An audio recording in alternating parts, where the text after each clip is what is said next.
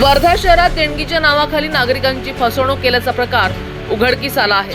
राजस्थान आणि गुजरातमधील 21 महिलांचा गट तसेच त्यांच्यासोबत असलेल्या 7 अल्पवयीन बालकांना पोलीस आणि महिला व बाल विकास विभागानं ताब्यात घेत चौकशी सुरू केली आहे।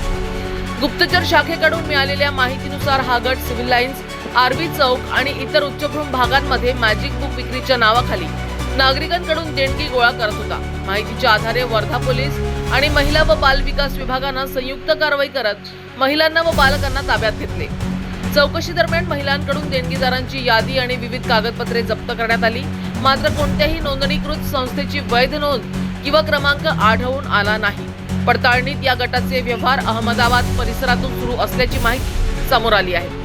या प्रकरणाची अधिक चौकशी सुरू असून अशा प्रकारच्या संशयास्पद देणगी गोळा करणाऱ्या टोळ्यांपासून सावध राहण्याचे आवाहन प्रशासनानं केले आहे। तर संशयास्पद हालचाली आढळल्यास तात्काळ पोलीस किंवा महिला बाल विकास विभागाशी संपर्क साधावा असे आवाहन देखील करण्यात आले आहे।